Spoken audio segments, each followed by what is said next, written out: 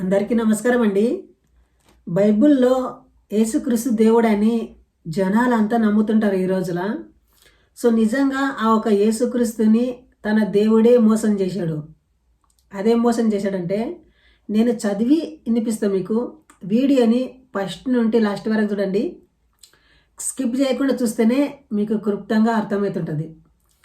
అదేంటంటే, యేసుక్రీస్తుని బలవంతంగా వీళ్ళు రాజుని చేశారు. బలవంతంగా ఆయనని శిలువ మీద ఎక్కించారు.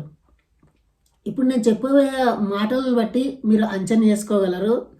అదేంటంటే, ఆయన యేసుక్రీస్తుని పట్టుకోవడానికి వచ్చేటప్పుడు ఆయన తప్పించుకొని పోతాడు. నిజంగా ఆయనని ఇష్టపూర్వకంగా వస్తే చూడండి, ఆయన తప్పించుకొని పోడు. ఎన్నోసార్లు ఆయన తప్పించుకొని పోతాడు. ఒకసారి పట్టుకునికి వస్తారు.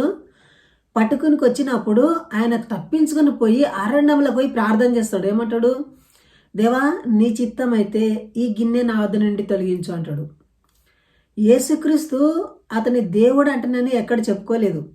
ఆయన శిష్యులే ఆయనని చిత్రీకరించాడు ఈయన దేవుడని. సో అతను ఏమంటాడు? నా దేవా, నీ చిత్తమైతే ఈ గిన్నెని తొలగించు, ఈ బాధ నాకు వద్దు, ఈ బాధ నేను పడలేను అని ఆయన దేవుని ప్రార్థన చేసిండు. నాకు ఇష్టం లేదు ఈ సావనికే, నేను సావను అని అక్కడ అన్నాడు. అయినా కూడా నా చిత్తం కాదు నీ చిత్తమే నెరవేరుగా కానీ దేవుని మీద భారం వేసిండు. ఇక్కడ చూడండి, మార్కు సువార్త 15వ అధ్యాయంలో 33వ వచనము. 3 గంటలకు యేసు ఏలీ ఏలియా లామా సబక్తా అని బిగ్గరగా కేక వేసెను. ఆ మాటకు నా దేవా నా దేవా నన్ను ఎందుకు విడనాడితివి అని అర్థమంట.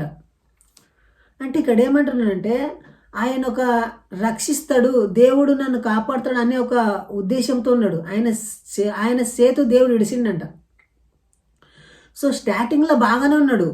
స్టార్టింగ్లో ఏమంటాడు? ఏమేమో మాటలు చెప్పి జనాలకు ఒక మోటివేషన్ చేస్తాడు. చివరికి వచ్చే వరకు ఆయన నేను చేయలేను, ఈ కార్యం నేను చేయలేను అంటాడు. సో అయితే కూడా వాళ్ళు ఎడవరు ఆయనని. ఎవరు ఎడుస్తారు? ఆయనను కొట్టి చంపేస్తారు యేసుక్రీస్తుని. అంత భయంకరమైన సిచ్యువేషన్లో యేసుక్రీస్తు ఏమన్నాడంటే, నా దేవా నీవు నన్ను ఎందుకు ఇడిచిపెడితివి అంటాడు. సో చూడండి, ఒక వ్యక్తి నేరం చేసేటప్పుడు ఆయనకు బాగా ఏమి అనిపేది, కానీ నేరం చేసిన తర్వాత జైలుకి వెళ్ళేటప్పుడు ఆయనకు ఒక నేరాన్ని గుర్తుకొచ్చి నేను ఎందుకు చేస్తే ఈ నేరము అని ఒక గుర్తుకొస్తుంది. సో ఈ మధ్య జైలులో ఒక వ్యక్తి కలవనికే వెళ్ళారు ఒక ఆయన. సో ఆయనకు అడిగిందంట, నువ్వు ఎట్లా ఉండవు అంటే నన్ను అడిగితే, నేను ఇప్పుడు ఇంతకు ముందు భయంకరమైన రౌడీని, కానీ ఇప్పుడు నన్ను జైలు నుండి బయటికి వెళ్ళగొట్టిండ్రంటే నేను ఏ తప్పు చేయను, నేను రోడ్డు ఊడమంటే ఊడుస్తా, ఎవరు చెప్పింది నేను వింటా, నేను ఎవ్వరి జోలికి వెళ్ళను అని అంటున్నాడంట. అంటే అంతకుముందు ఆ మాట రాలేదు అతనికి. ఎప్పుడైతే జైలులో ఆ చెక్క తల్లనాడో ఆ బాధకు తట్టుకోదలక ఆ ఏడుస్తున్నాడంట, నన్ను ఈ జైలు నుండి బయటికి వెళ్ళగొట్టరు అంటున్నాని. అంటే ఒక బాధ ఊహించలేడు, భయంకరించడు.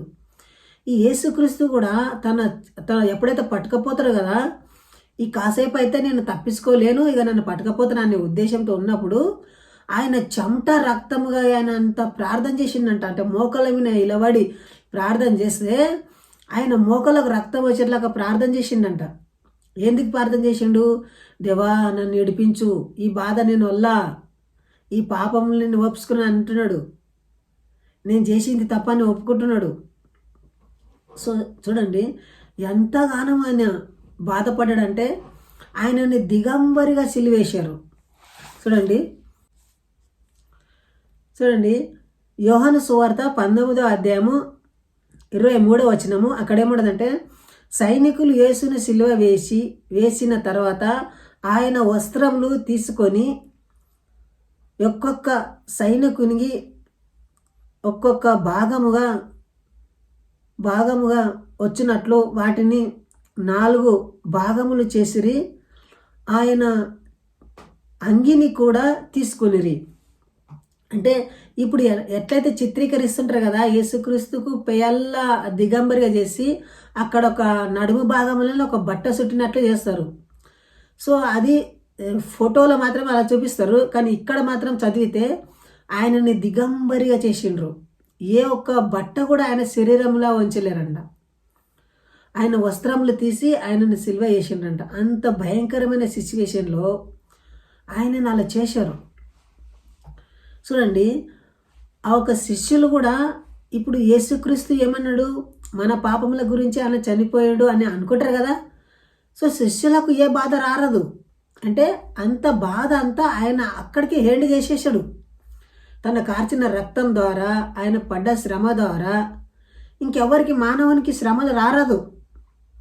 ఆ ఉద్దేశంతో ఆయన వచ్చిండు అనుకుంటే నిజంగా ఆయన రాలేదు. కానీ ఈనాడు శిష్యులు అని, పాస్టర్లు కానీ, సో విశ్వాసులు కానీ ఏమంటారంటే, నిశ్చయముగా మన రోగములను ఆయన భరించను, మన పాపములను అతను ఎత్తుకొని నన్ను అనుకుంటారు కదా.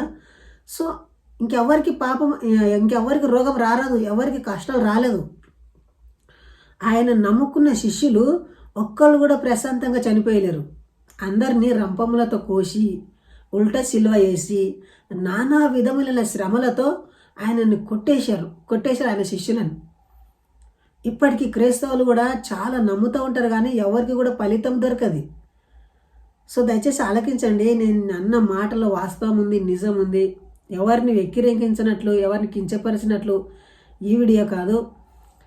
దయచేసి మీరు వాస్తవం తెలుసుకోవాలని ఉద్దేశిస్తూ ఈ వీడియో ఇంతటితో ముగిస్తుండా. జై హింద్, వందే మాతరం.